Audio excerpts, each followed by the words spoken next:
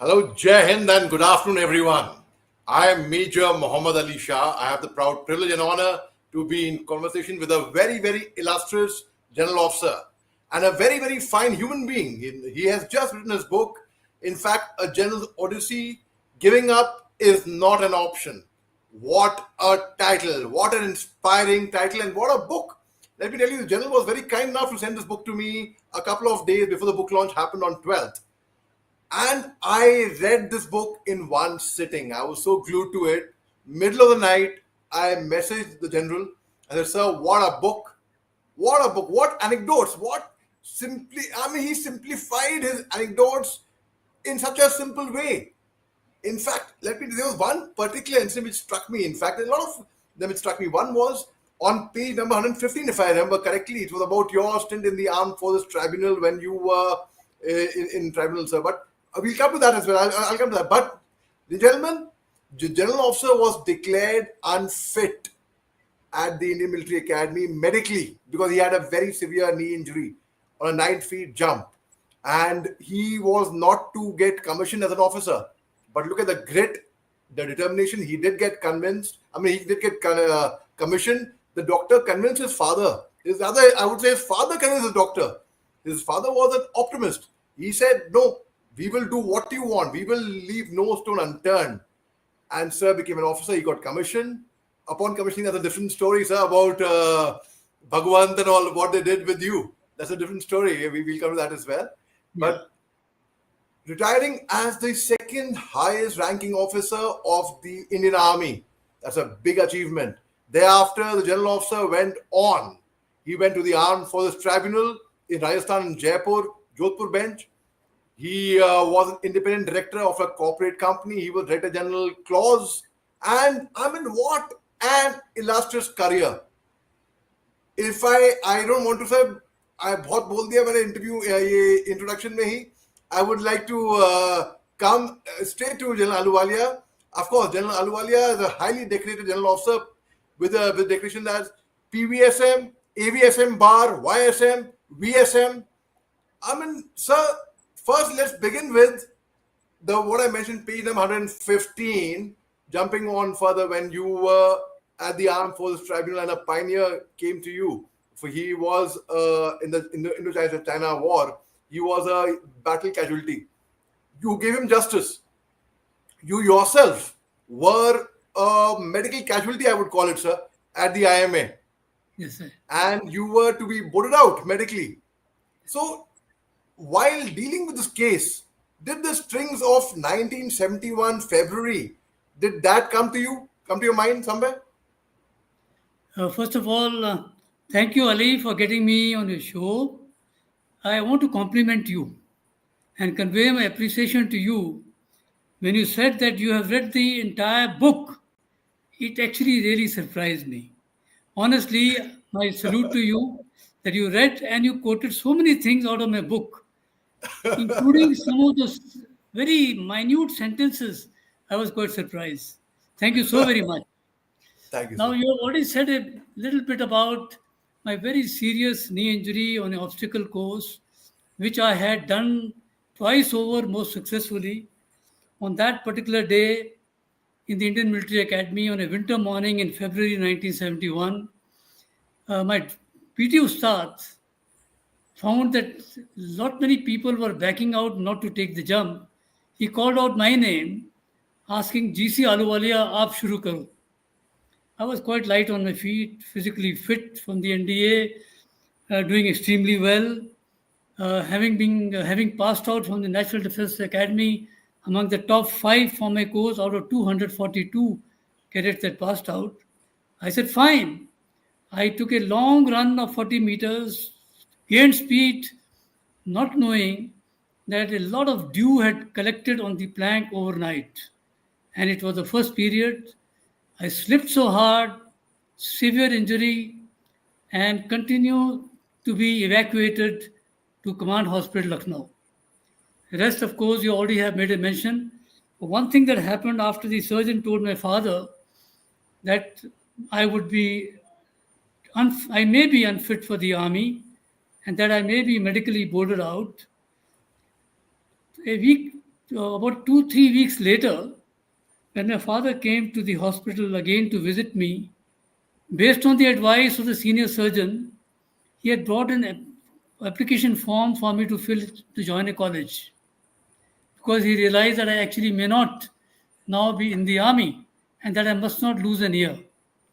That particular moment, holding that form, was like I being pushed off a cliff.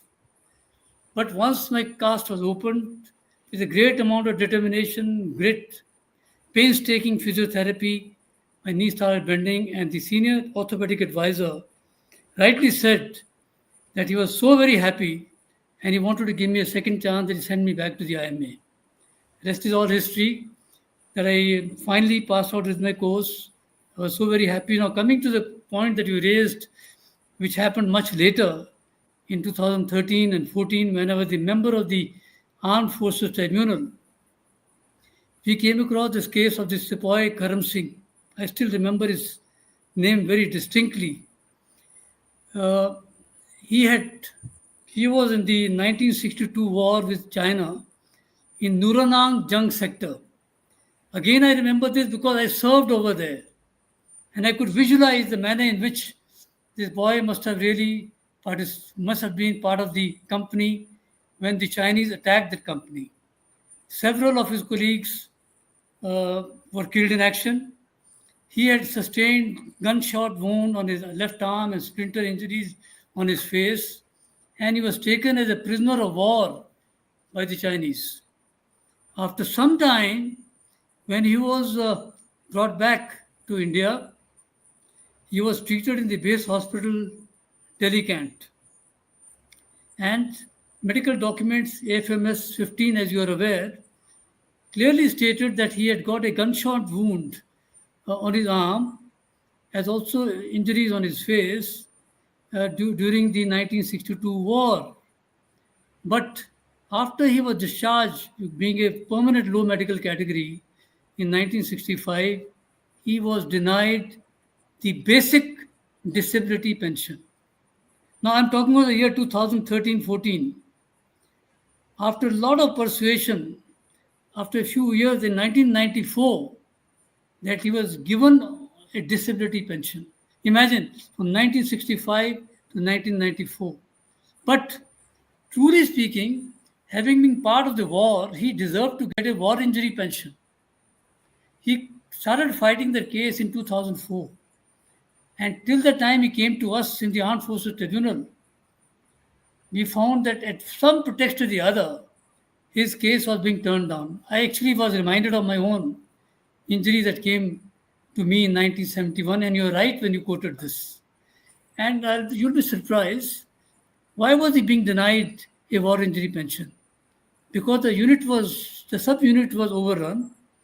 They said there was no Part 2 order. There was no initial report and there was no final report. Imagine over so many years, no one found it fit to waive off that Part 2 order. Or, as the provisions exist, a record office could have published a Part 2 order. Can you believe it?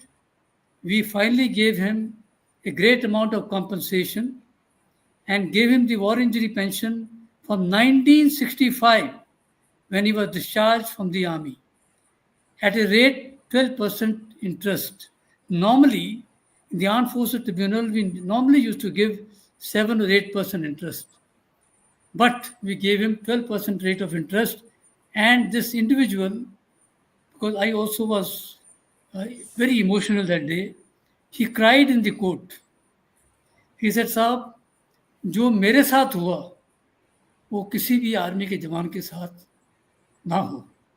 Whatever happened to me in trying to get justice over so many years, it must not happen to any other person of our army. I was almost in tears. I was so happy. But again, he made a mention to me when I was standing outside the court. He said, sir, now you have given me so much amount of money. How much life do I have to live? So you see, we actually have to understand that all of us, Ali, all of us, whether you are a sub-unit commander or a battalion commander or a brigade commander, we all think that everything is hunky-dory under our command, under our watch. Actually speaking, We have to put our ears to the ground, boots on the ground, to actually know the ground realities. So we should not be insensitive to our own people, right?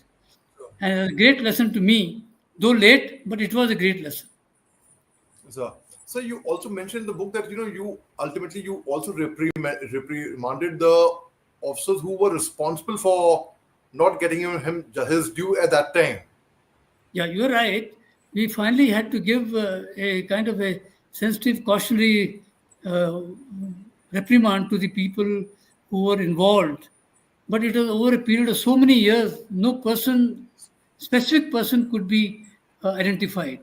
So it was a generic comment to the powers that be that we left it at that.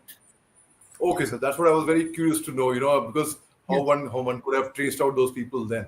very So difficult. I'm Yes. sorry to have forwarded this to page of 115 because I was very curious to attach it to your knee injury.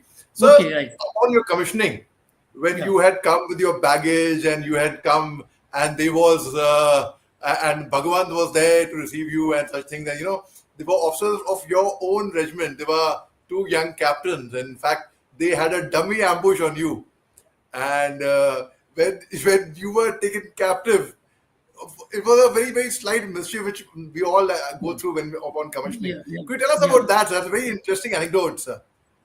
Actually, we were going to join as second lieutenant to our regiment that was deployed on the Dera Baba Nanak Ajnala sector.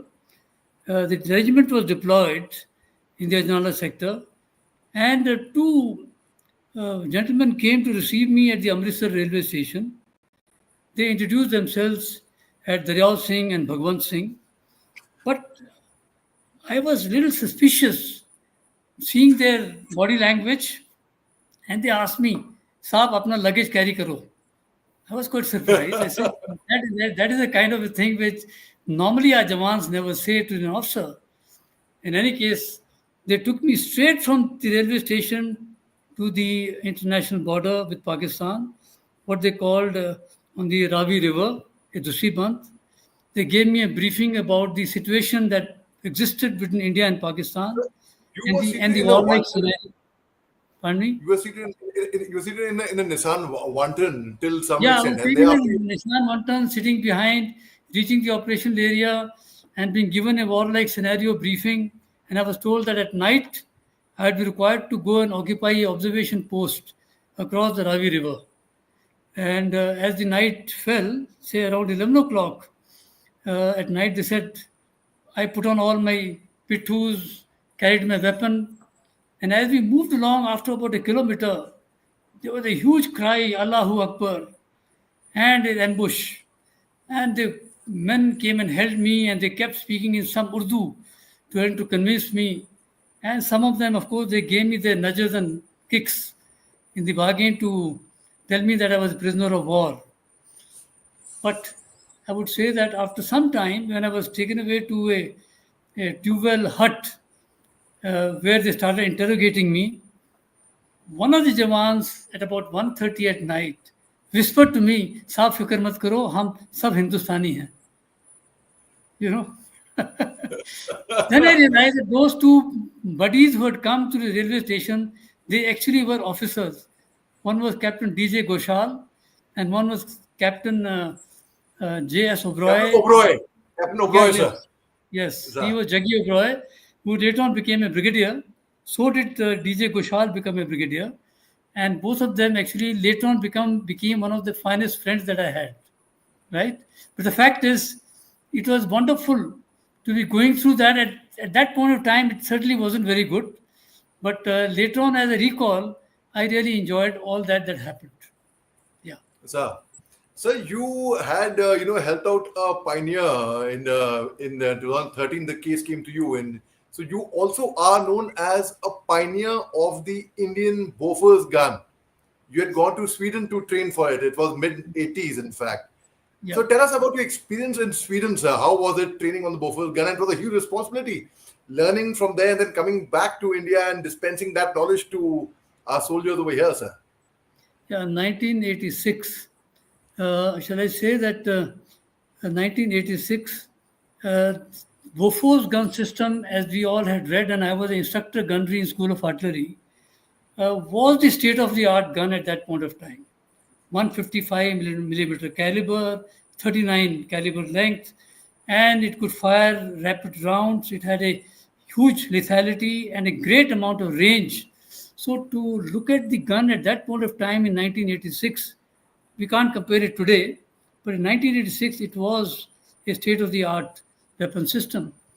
And in Karlskoga, when we were there, this is west of Stockholm, about 150 kilometers. When we were there, I kept debating to myself. I do not know, it just kept coming to me again and again. Why is it that we can't produce such a gun system in our own country? But Sweden, having not fought any war, having remained neutral all along, produced some of the best weapon systems at that point of time. And we found that the instructors were very committed to put us through the paces so that we were able to grasp the entire gun system, including the battery command post modules.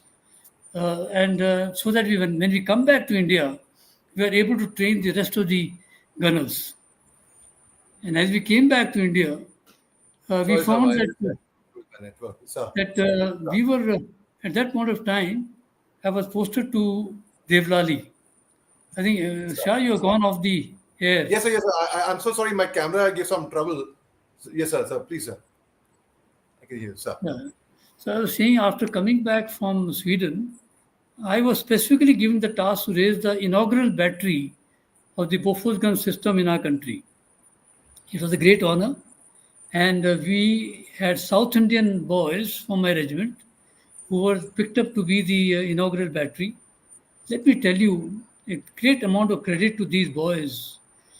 They had the, shall I say, technological kind of frame of mind to pick up the gun, the sensor system, the feather touch controls in a very quick time frame.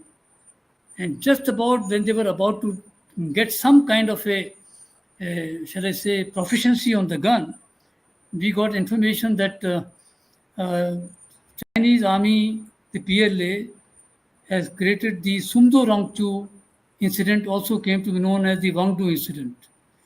This was in the middle of 1986, and we were given the directions that we are required to move to Arunachal Pradesh at the fastest speed to go and deploy the guns. Now, that was a huge experience. If you want to know more about it, I can let you know about as to how Yes, we yes. did. Would love to hear, sir. Would love to hear. Yeah. Love to So hear, sir. when we reached Misamari at the foothills, I'll say it very briefly now. We were inducting into the hills. Imagine 40 years ago, the roads were very narrow. And to take a gun train, that means the gun towing vehicle and the gun itself, 12 ton was the weight of the gun, and about 6 ton was the, or 8 ton was the weight of the vehicle along with the ammunition. 20 tons train, 60 feet long. Our drivers were not very well trained into the most treacherous mountainous terrain. While we were inducting, I was sitting with Mohammed Saldin, the driver, with me, at one of the very steep, From sharp, Kerala, sir. yeah, No. He came for your book launch. No. That was yeah, he different. came for the book launch. All the He came for way your he book launch. came from Kerala. He came all the Sir, way from from Kerala Kerala, sir. for the book launch because there's a great amount of, shall I say, momentous occasion that we had together. At one point, his gun was almost going down 3,000 feet into the valley. It kept slipping backwards. I was standing trying to guide the vehicle, but it would not stop. Some good sense prevailed in me. I ran, I jumped into the driver's cabin. I found that, the driver was trying to look at the floor mounted gear, but the vehicle was fully automated. I quickly changed that small knob, very small knob, just 2 inches long, into neutral. The vehicle stopped. And I'm telling you, everyone else from the gun detachment had jumped off the vehicle to safety. But Mohammed Saldin, I want to give him all the credit, knowing fully well that he may have gone down, but he held on to the vehicle and the gun. Finally, to move fast forward, he was the first driver to drive up the vehicle to the operation location on the China border at a 12,500 feet. And believe you me, the kind of connections our men have with their operational responsibility. After he reached over there, I saw him as a devout Muslim looking for the right direction and getting down in a most traditional manner to pray to Allah. All men of the battery saw him do that. Thereafter, no one spoke. 37 years later, mind you, 37 years later, I had left the regiment, I went through my paces, I was now retired. He called up to tell me, साहब आपको याद होगा जब आप हमारे battery commander थे तब मैंने ऑपरेशन लोकेशन में अल्लाह से एक दुआ मांगा था. I prayed to Allah to bless him with a daughter. Mind you, he was a bachelor then. And that he wanted to name his daughter Scania, the Swedish vehicle that he was driving, because he had so much of attachment to the miraculous escape and that he had the pride of taking the gun to the operation location. Can you believe it? He says, sir, I have today called, that day he called me to say, sir, I want to bring a good news to you. My daughter, Scania Saldin, today has completed her MBBS degree and she has become a doctor, Scania Saldin, and she is now employed with the Kerala Health Services. What a great news it was. How very happy that I felt. And sure enough, Mohammed Saldin, when he realized that I've written about him in the book, he said, sir, I certainly want to come, and my daughter insists that I must go. And you all met him that day when he came for the book launch. That's very heartening, sir. Yes, we read about him, and in fact, that's why I was going to guess he came from Kerala. I'm the same person who we read about. Amazing, I'm saying, yeah. Sir, that's really nice. Sir, you command your regiment in Rajouri. You command a brigade in Uri. Your division you commanded over again in the northern sector. You commanded 14 Corps thereafter. So the kind of experience you have in J&K, in the valley up north, it is tremendous. In fact, very few officers would be having the kind of experience that you have. People would be having, but the kind of expertise you have. Sir, I would like to take you back to the year was 2005, early January 2005. You had taken over your division. Yeah. And first week of January, within a few days, you visited the operation, the OPs, the operation post. Yeah. And you were going and you read on the signboards, Savdhan, Yeah. Dushman aapko dekh raha hai.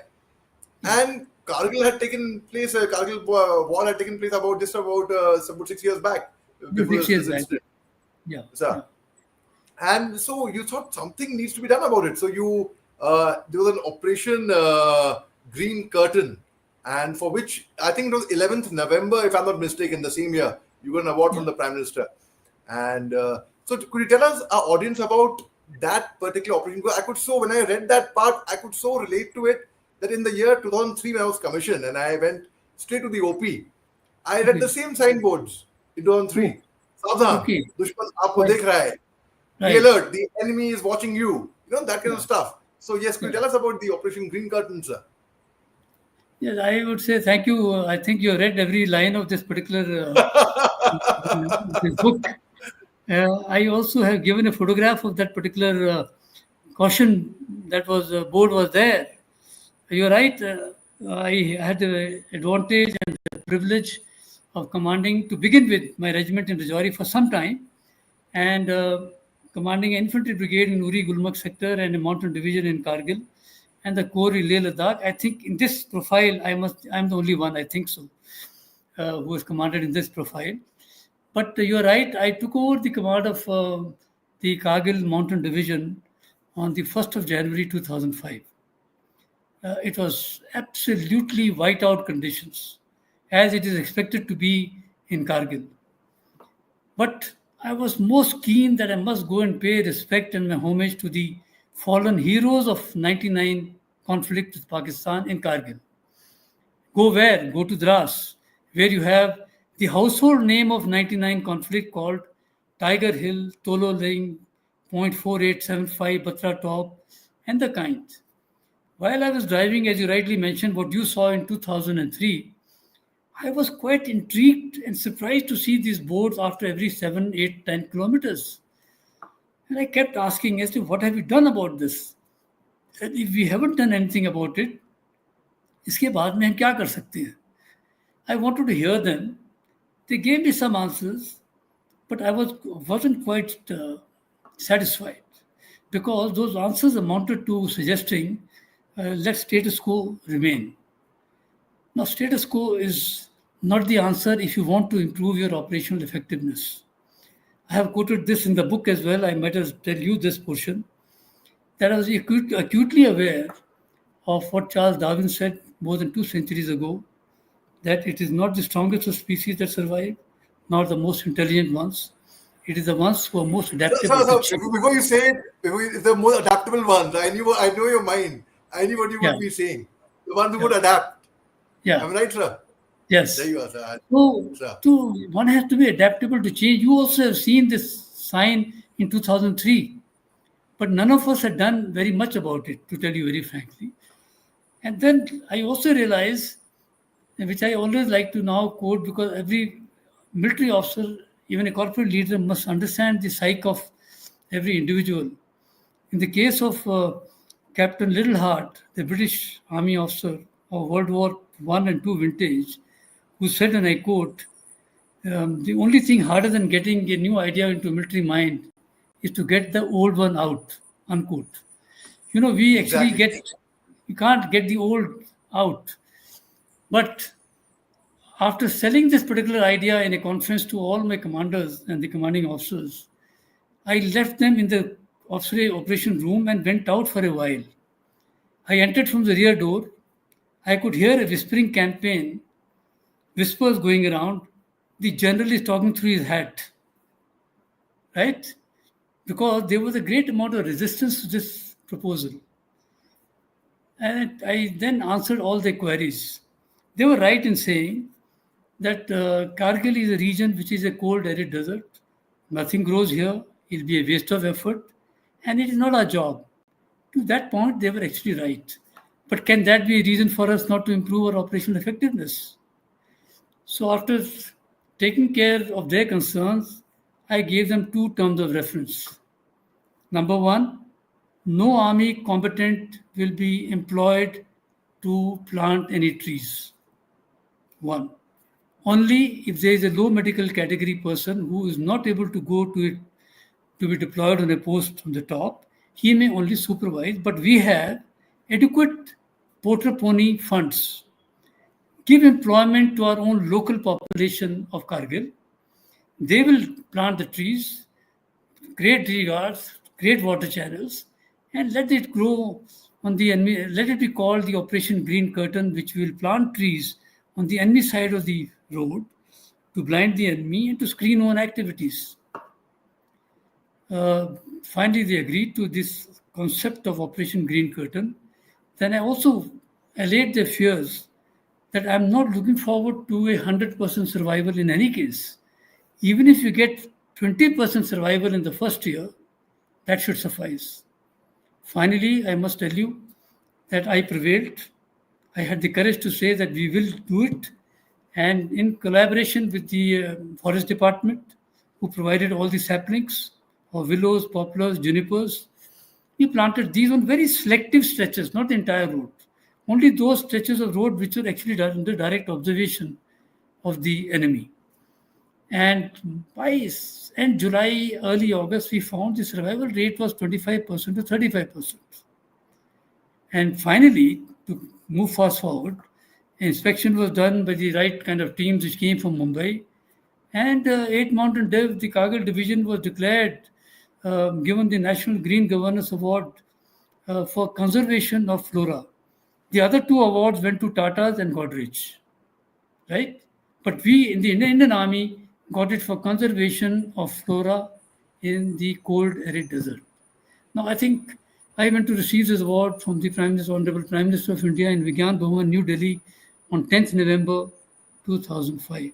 It was a great honor to see that you conceive a project called Strategic, Ecological, Economic in its concept. So I think we must utilize this kind of concept, be innovative, be creative, think out of the box. And finally, I Very want true. to say, I have given in the book what are the reasons why we tend to have resistance to change, and what can we do about it, right? Very Yeah. true, sir. That's very true. So you mentioned also about leadership, and you mentioned about corporate leadership as well. So there was another incident where you had your first day on the board of you as an independent director, and you had gone formally attired, wearing a tie. Much to your surprise, you found the board meetings here were very different than in the briefings or meetings you would have in the ops room in the army.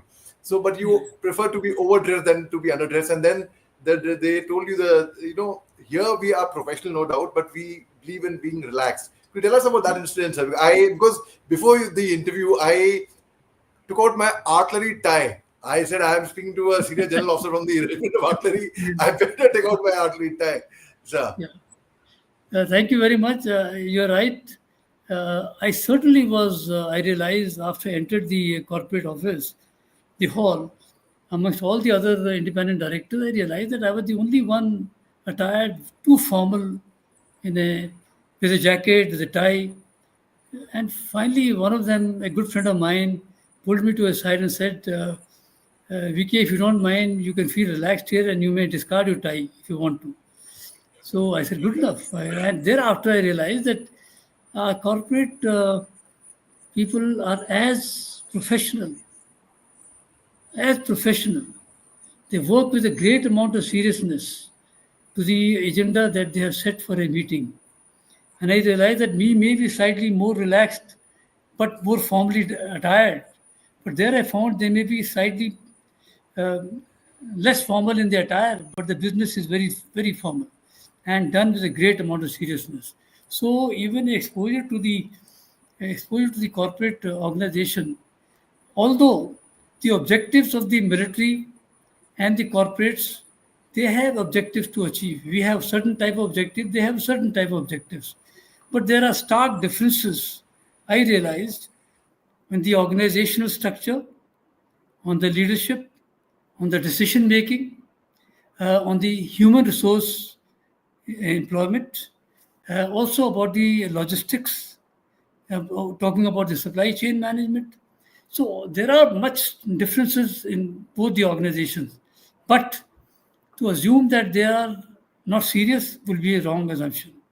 In the organization that I worked with, I can tell you that they work with a great amount of seriousness, and I have always insisted that when you're talking about the strategy, there's need for us to also discuss the competitors. Yeah, Sir, just as we do in our own organization. Yeah. absolutely, sir. Sir, so you had experience in the army as the general officer commanding of a command, in fact, of central command. You've had corporate experience of in the armed force tribunal, in the corporate as an independent director. You've been DE clause. You've had why you've been an author. You're now an author, published author. So the kind of you are an encyclopedia. I would say you are an institution in yourself. How does it feel having experienced so much in life, sir?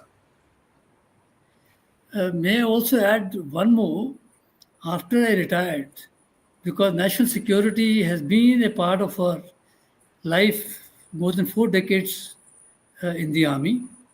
The moment I retired, since I was a Central Army commander and the Maoist challenge was at its peak, Oh the yes, oh Naxalite yes, movement yes. was at its peak, and I was the Central Army commander. Immediately after my retirement, I wrote a book called Red Revolution 2020 and Beyond, Strategic Yes, Challenges to there's a second Resolve. book. Sorry, there's a second book, sir. It was a very There's a second. serious, it was a very serious book. So it almost got into as a reference book into the libraries. But the fact is, I was very keen to write on a subject which was of a great importance to our country in the year 2000. You see, from 2009, 10, 11, and even up to 2012, the Naxalite movement was at its peak. The casualties suffered by the security forces and the number of killings of civilians were far too many. So I thought it right to write that book. While I was doing that, I also did my PhD and I completed the PhD at 65 years of age. So my point to you is that age cannot define, age cannot define, and we can, and it cannot restrict our goals, even if you are 65 years old. So, but yes, I would say that all those appointments that I've held have actually given me a great amount of satisfaction. And coming to this part of the book, uh, after I finished those, I realized that I had the time to pen down something more meaningful so that we leave something for the posterity. I just want to very quickly tell you something which I did not know earlier, but I would like to quote to you. Have you heard of a author called Todd Henry?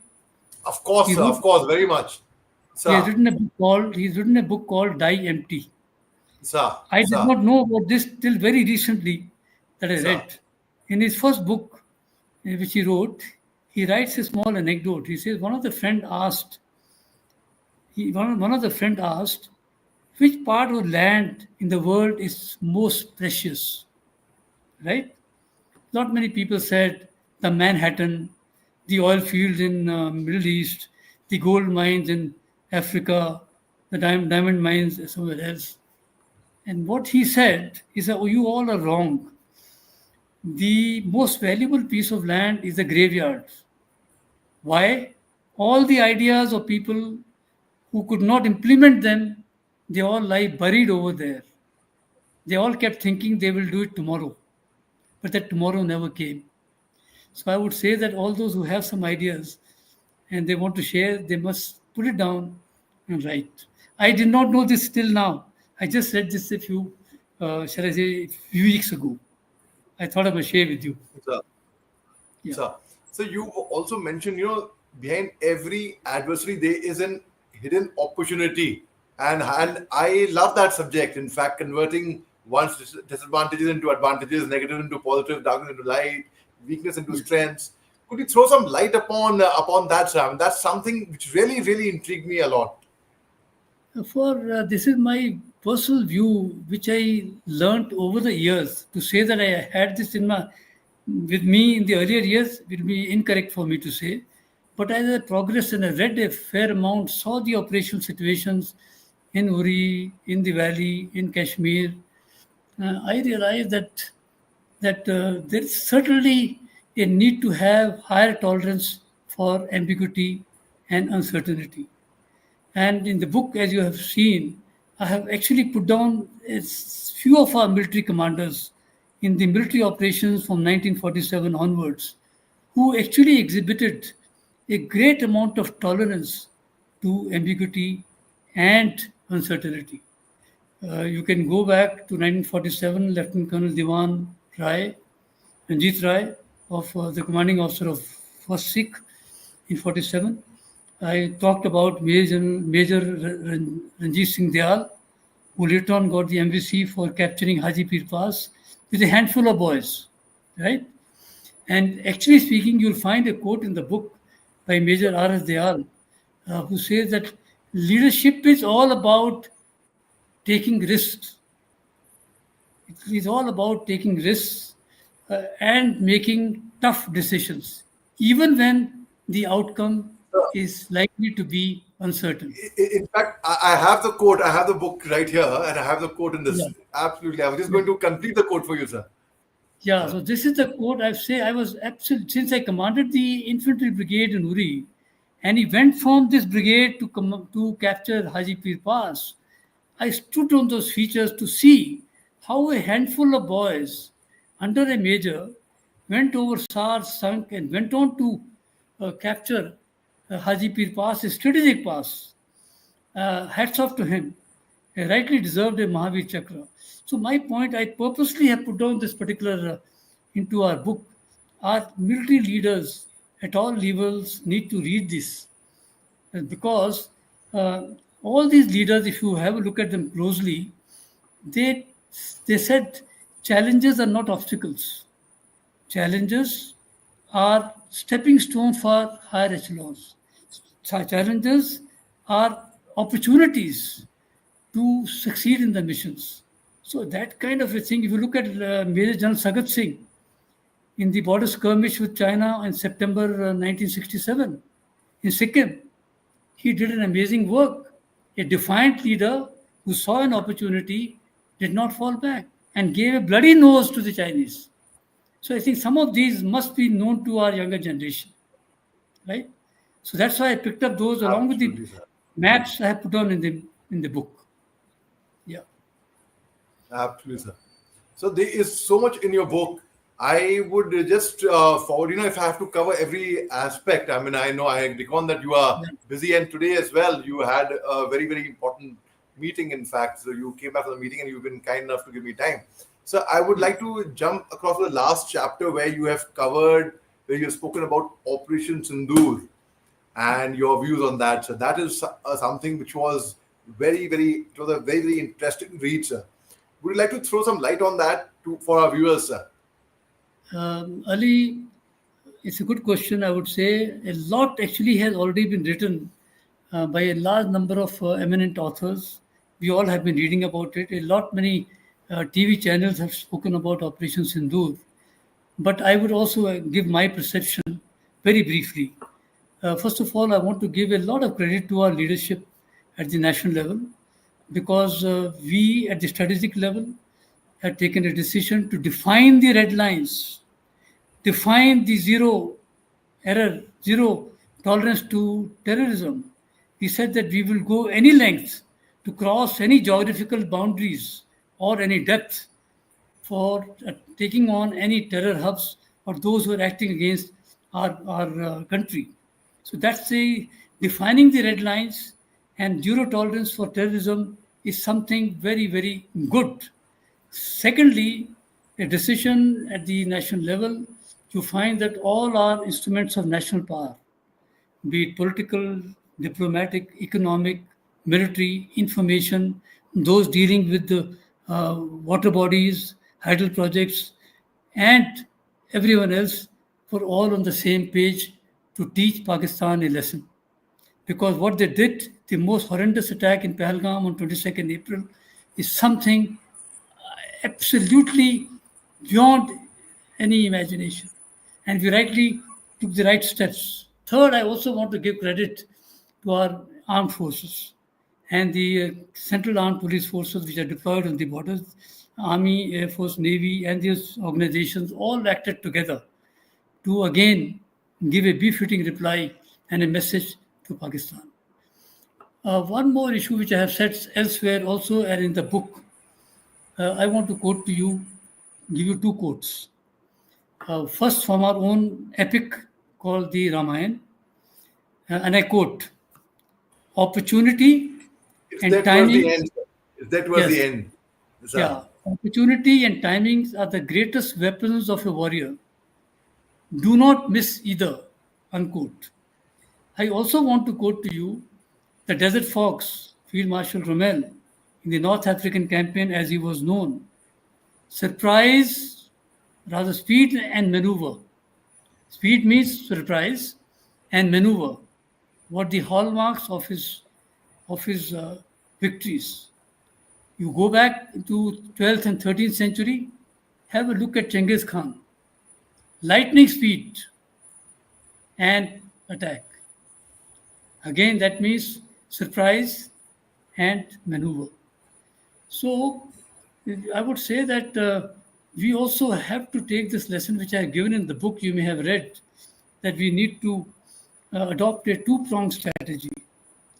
You see, Pakistan, if you go back in time, and their foreign minister Zulfikar Ali Bhutto in the United Nations headquarters had said, a 1,000 years war with India.